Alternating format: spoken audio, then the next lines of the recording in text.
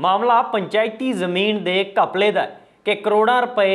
जमीन एक्वायर करके जिहड़े मिले उस दे विचों कुछ अफसरां ने ते होरनां ने भी मिली भुगत दे नाल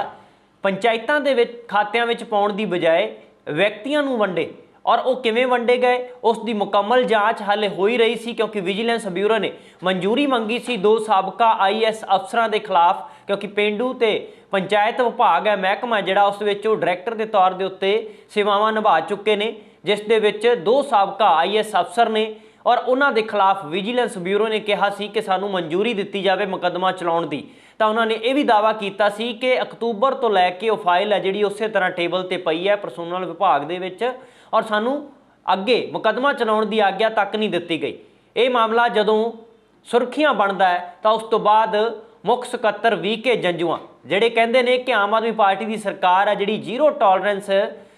ते काम कर रही है और भ्रिष्टाचार नूं बर्दाश्त नहीं करेगी किसी भी शर्त के उत्ते ते उन्होंने हुक्म दे दिता है आग्या भी दे दी है और अफसरां नूं ताड़ना की है। यह भी कहा परसोनल विभाग नूं कि उन्हां 2 साबका IAS अफसरां के खिलाफ मुकदमा चलाउण दी जिहड़ी है वो मंजूरी दे दी जाए। यह भी कहा गया कि किसी भी किस्म के विच जदों भी भ्रिष्टाचार का कोई मसला आता है चाहे वह IAS अफसर होवे जां कोई छोटा मोटा अधिकारी होवे किसी नूं भी छड्डिया नहीं जा सकता बख्शिया नहीं जा सकता और विजिलेंस ब्यूरो उस मसले में जांच कर रहा है। हुण दसदे हैं कि आखिरकार ये मसला की है। दरअसल जिहड़ा चंडीगढ़ इंटरनेशनल एयरपोर्ट है जिसका पिछले दिनों के विच नाम शहीद आजम भगत सिंह के नाम के उत्ते रखा गया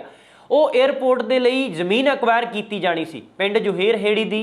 जिथे 36 एकड़ जमीन सी पंचायती और उस बदले 54.17 करोड़ रुपया जिहड़ा यानी कि 54 करोड़ रुपए तो भी वध की रकम है जिहड़ी उस दे बदले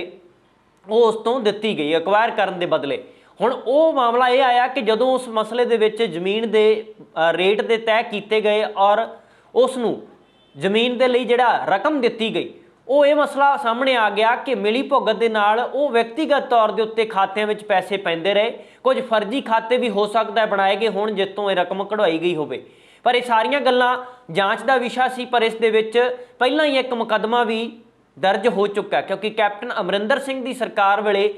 जांच के हुक्म दे दिते गए सी तो विजिलेंस ब्यूरो ने जांच की और जांच करदियां करदियां उसदियां पैड़ा नप्पियां गईयां और कौन कौन उस दे विच इनवॉल्व सी ये सारियां गल्लां ने जिहड़ियां वो जांच का विषय बन गईयां। इत्थे भी दसना बनता है कि ये जिहड़ी जमीन की खरीदो फरोख्त है जां फिर एक्वायर करन दी गल है ये 2016-17 की वेले की गल है और 16 दे विच जिहड़ी जमीन जदों खरीदी गई तो हुण जिहड़े 2 साबका IAS अफसरां का नाम आ रहा जिस दे विच एक साबका IAS अफसर ने GK सिंह ते एक ने सुखजीत सिंह बैंस। हुण इन्हां नूं जांच के घेरे विच रखा गया क्योंकि पंचायती महकमे दे विच उच्च अहुदियां ते तैनात होण करके तां उदों उन्हां दी भूमिका भी इस दे विच रही होवेगी। इस नूं होर खंगालण दे लई होर जांचण दे लई ये गल्लां कहीआं जा रहीआं ने। हालांकि इस मसले दे विच साबका IAS अफसर GK सिंह का कहना है कि मेरी सेवा मुक्ति तो बाद जमीन आ जिहड़ी वो एक्वायर की गई है और जिहड़े पैसिਆਂ ਦੇ ਵਿੱਚ ਜਿਹੜੇ ਖਾਤਿਆਂ ਦੇ ਵਿੱਚ पैसे आउंदे रहे वो जिहड़ी अथॉरिटी सी उसकी मंजूरी दे नाल ही जिहड़े संबंधित अथॉरिटी सी उसकी मंजूरी नाल ही पंचायतां तक दिते गए पहुँचाए गए पैसे। और उन्होंने ये भी एक गल दे उत्ते जिक्र करदिआं कहा कि जिहड़ी 2016 दे विच उन्हां दी ड्यूटी लगी सी पश्चिमी बंगाल दे विच चोण ऑबजरवर के तौर के उत्ते इलैक्शन ऑबजरवर के तौर के उत्ते 2016 दे विच उत्थे सी ते उसे दे दौरान ही जिहड़ी जमीन है वो जिहड़ी है खरीदी गई है इसकी खरीदो फरोख्त की गई है जिहड़ी पंचायती जमीन सी जिहड़े पिंड दी जिथों क्योंकि ये जीरकपुर का इलाका पैंदा मोहाली जिले के विच पैंदा ते उसदे पिंड दी 36 एकड़ जमीन सी 54 जिहड़ा करोड़ रुपये तो वध की रकम बनती सी जिहड़ी पंचायतां दे खाते विच आउणी सी। और ये जिहड़ी जमीन नूं वेचण दे मसले दे विच हुण जिहड़े जांच के घेरे विच 2 अफसर आ गए ने ते विजिलेंस ब्यूरो ने मंजूरी मंगी सी इन्हां 2 IAS अफसरां दे खिलाफ मुकदमा चलाउण दी और वो मंजूरी हुण VK जंजुआ के दखल तो बाद दित्ती जानी है क्योंकि जदों सुर्खियां बणियां तो उस तो बाद ये मसला ध्यान दे विच आउंदा है और मुख सकत्तर VK जंजुआ ने कह दिता है कि किसी नाल भी जिहड़ा समझौता नहीं किया जा सकता और भ्रिष्टाचार दे विच जिहड़ा भी लिप्त है उस दे खिलाफ जिहड़ी भी जांच बनती है जां कार्रवाई बनती है वो की जाएगी। इत्थे एक गल दिलचस्प हो रहा है कि 2017 दे विच जदों जून का महीना सी ते कैप्टन अमरिंदर सिंह कोल ये मसला पुजदा है तो जांच के हुक्म दे दिते जांदे ने ਕੈਪਟਨ ਅਮਰਿੰਦਰ ਸਿੰਘ ਵੱਲੋਂ। ਤੇ 2018 ਦੇ ਵਿੱਚ ਵਿਜੀਲੈਂਸ ਬਿਊਰੋ ਆ ਜਿਹੜੀ ਇੱਕ FIR ਆ, ਕੇਸ ਆ ਜਿਹੜਾ ਉਹ ਰਜਿਸਟਰ ਕਰ ਦਿੰਦੀ ਹੈ। ਉਸ ਦੇ ਵਿੱਚ ਜਿਹੜਾ FIR ਕੀਤੀ ਗਈ ਉਸ ਦੇ ਵਿੱਚ 409 420 465 467 471 ਤੇ 120B ਦੇ ਤਹਿਤ ਮਾਮਲਾ ਦਰਜ ਕਰ ਲਿਆ ਜਾਂਦਾ। ਇਸ ਦੇ ਨਾਲ ਹੀ ਭ੍ਰਿਸ਼ਟਾਚਾਰ ਰੋਕੂ ਐਕਟ ਦੇ ਤਹਿਤ ਵੀ ਧਾਰਾਵਾਂ ਲਗਾ ਕੇ ਇਹ ਮਾਮਲਾ ਦਰਜ ਕੀਤਾ ਜਾਂਦਾ ਹੈ। ਇਸ ਦੇ ਵਿੱਚ ਹੁਣ ਕੌਣ ਸੀ ਇਨਵੋਲਵ ਜਿਸ ਦੇ ਉੱਤੇ ਇਹ ਮਾਮਲਾ ਦਰਜ ਕੀਤਾ ਗਿਆ? ਇੱਕ ਮਾਨਸਾ ADC ਗੁਰਵਿੰਦਰ ਸਿੰਘ ਸਰਾਓ, BDPO ਮਲਵਿੰਦਰ ਸਿੰਘ ਤੇ ਪੰਚਾਇਤ ਅਫਸਰ ਰਵਿੰਦਰ ਸਿੰਘ, ਗੁਰਪਾਲ ਸਿੰਘ, ਸੁਰਿੰਦਰ ਸਿੰਘ, ਮੁਹੰਮਦ ਸੁਹੇਲ, ਦਰਸ਼ਨ ਸਿੰਘ, ਸਵਰਨ ਸਿੰਘ, ਦਰਸ਼ਨ ਸਿੰਘ, ਇਹ ਨਾਮ ਨੇ ਜਿਹੜੇ ਇਹ ਸ਼ਾਮਲ ਕੀਤੇ ਗਏ। ਤੇ 2018 ਦੇ ਵਿੱਚ ਵਿਜੀਲੈਂਸ ਬਿਊਰੋ ਇਹਨਾਂ ਦੇ ਉੱਤੇ ਮੁਕੱਦਮਾ ਦਰਜ ਕਰ ਦਿੰਦੀ ਹੈ। ਪਰ ਜੋ ਜਾਂਚ ਪੁੱਛ ਪੜਤਾਲ ਹੋਈ ਹੋਵੇਗੀ ਤੇ ਉਦੋਂ ਇਹ ਵੀ ਨਾਮ ਜ਼ਿਕਰ ਦੇ ਵਿੱਚ ਚਰਚਾ ਦੇ ਵਿੱਚ ਆਇਆ ਹੋਵੇਗਾ ਕਿ ਜਿਹੜੇ 2 ਸਾਬਕਾ IAS ਅਫਸਰ ਇਹਨਾਂ ਦੇ ਖਿਲਾਫ ਵੀ ਆ ਜਿਹੜਾ ਉਹ ਮੁਕੱਦਮਾ ਚਲਾਉਣ ਦੇ ਲਈ ਵਿਜੀਲੈਂਸ ਬਿਊਰੋ ਨੇ ਫਾਈਲ ਭੇਜੀ, ਪਰਸੋਨਲ ਵਿਭਾਗ ਨੂੰ ਤੇ ਮਨਜ਼ੂਰੀ ਨਹੀਂ ਮਿਲੀ। ਵਿਜੀਲੈਂਸ ਦਾ ਕਹਿਣਾ ਇਸ ਮਸਲੇ ਦੇ ਵਿੱਚ ਕਿ ਅਕਤੂਬਰ ਮਹੀਨੇ ਦੇ ਵਿੱਚ ਹੀ ਉਹ ਫਾਈਲ ਪੁੱਜਦੀ ਹੋ ਗਈ ਸੀ, ਪਰ ਹਾਲੇ ਤੱਕ ਉਸ ਦਾ ਅੱਗੇ ਥੋ ਪਤਾ ਨਹੀਂ ਸੀ ਲੱਗ ਰਿਹਾ, ਨਾ ਮਨਜ਼ੂਰੀ ਦਿੱਤੀ ਜਾ ਰਹੀ ਸੀ। ਤਾਂ ਹੁਣ ਮੁੱਖ ਸਕੱਤਰ VK ਜੰਜੂਆ ਨੇ ਹੁਕਮ ਦੇ ਦਿੱਤੇ ਨੇ ਤੇ ਤਾੜਨਾ ਵੀ ਕੀਤੀ ਹੈ ਕਿ ਕਿਸੇ ਵੀ ਕਿਸਮ ਦੀ ਦੇਰੀ ਨਾ ਕੀਤੀ ਜਾਵੇ ਅਜਿਹੇ ਮਸਲਿਆਂ ਦੇ ਵਿੱਚ, ਔਰ ਜਾਂਚ ਦੇ ਹੁਕਮ ਦੇਣੇ ਹੋਣ ਜਾਂ ਫਿਰ ਮੁਕੱਦਮਾ ਚਲਾਉਣ ਦੀ ਮਨਜ਼ੂਰੀ ਦੇਣੀ ਹੋਵੇ। ਕਿਸੇ ਵੀ ਤਰ੍ਹਾਂ ਦਾ ਭ੍ਰਿਸ਼ਟਾਚਾਰ ਨਾਲ ਜੁੜਿਆ ਕੇਸ ਹੋਵੇ, ਚਾਹੇ ਉਹ ਕਿਸੇ ਅਧਿਕਾਰੀ ਦੇ ਖਿਲਾਫ ਹੋਵੇ, ਕਿਸੇ ਅਫਸਰ ਦੇ ਖਿਲਾਫ ਹੋਵੇ, ਕਿਸੇ ਕਰਮਚਾਰੀ ਦੇ ਖਿਲਾਫ ਹੋਵੇ, ਉਸ ਦੇ ਵਿੱਚ ਦੇਰੀ ਨਹੀਂ ਕੀਤੀ ਜਾਣੀ ਚਾਹੀਦੀ। ਹਾਲਾਂਕਿ ਮਾਨ ਸਰਕਾਰ ਦੇ ਦੌਰਾਨ ਇੱਕ ਗੱਲ ਦੇਖਣ ਨੂੰ ਆਈ ਹੈ ਕਿ ਜਿੰਨੀ ਵਿਜੀਲੈਂਸ ਬਿਊਰੋ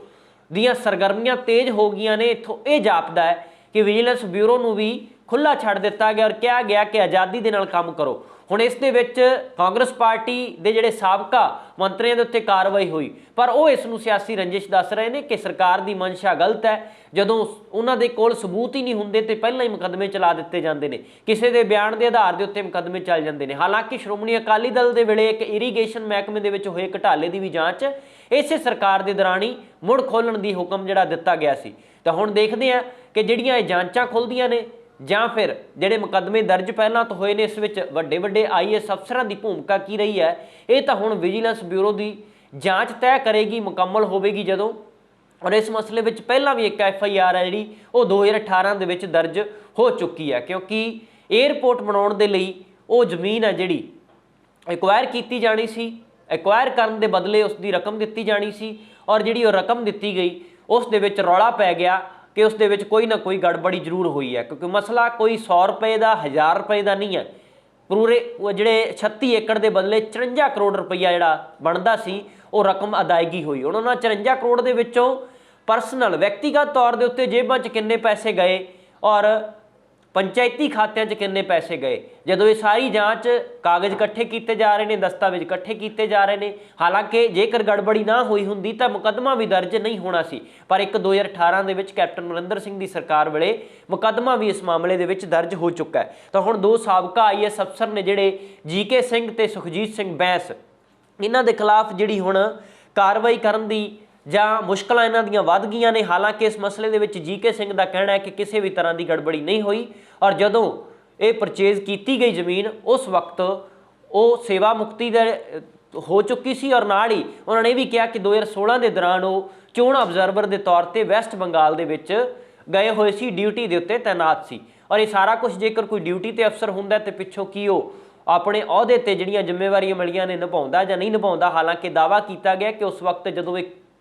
ਪਰਚੇਜ਼ ਹੋਇਆ, ਜਦੋਂ ਕੁਝ ਰਹਿੰਦਾ ਸੀ ਕੰਮ, ਉਦੋਂ ਉਹ ਕਿਸੇ ਹੋਰ ਡਿਊਟੀ ਤੇ ਸੀ, ਉਹਨਾਂ ਦੇ ਕੋਲ ਇਹ ਚਾਰਜ ਨਹੀਂ ਸੀ, ਇਹ ਉਹਨਾਂ ਦਾ ਦਾਅਵਾ ਕੀਤਾ ਹੈ। ਤੇ ਦਾ ਟ੍ਰਿਬਿਊਨ ਦੀ ਖਬਰ ਅਨੁਸਾਰ ਜਿਹੜਾ ਉਹਨਾਂ ਨੇ ਇਹ ਵੀ ਦਾਅਵਾ ਕੀਤਾ ਕਿ VK ਜੰਜੂਆ ਦੇ ਨੋਟਿਸ ਵਿੱਚ ਜਦੋਂ ਇਹ ਗੱਲਾਂ ਆਈਆਂ ਤੇ ਉਸ ਤੋਂ ਬਾਅਦ ਇਹ ਸਾਰਾ ਚਰਚਾ ਦਾ ਵਿਸ਼ਾ ਬਣ ਗਿਆ ਤੇ ਹੁਣ ਮੁਕੱਦਮਾ ਚਲਾਉਣ ਦੀ ਮਨਜ਼ੂਰੀ ਤੱਕ ਦੇ ਦਿੱਤੀ ਗਈ ਹੈ। ਹੁਣ ਦੇਖਦੇ ਹਾਂ ਕਿ ਇਸ ਮਸਲੇ ਦੇ ਵਿੱਚ ਜਿਹੜਾ ਪੰਚਾਇਤੀ ਜ਼ਮੀਨ ਘਪਲਾ ਹੈ ਇਸ ਵਿੱਚੋਂ ਕੀ ਕੁਝ ਨਿਕਲਦਾ ਹੈ ਔਰ ਕਿੰਨੀ ਕੁ ਜਾਂਚ ਮੁਕੰਮਲ ਕਿੰਨੀ ਛੇਤੀ ਹੁੰਦੀ ਹੈ, ਔਰ ਸਾਰੀਆਂ ਗੱਲਾਂ ਜਾਂਚ ਦਾ ਵਿਸ਼ਾ ਨੇ। ਫਿਲਹਾਲ ਇਸ ਰਿਪੋਰਟ ਵਿੱਚ ਇੰਨਾ ਹੀ। ਮੈਨੂੰ ਦਿਵਾ ਗਿਆ, ਧੰਨਵਾਦ।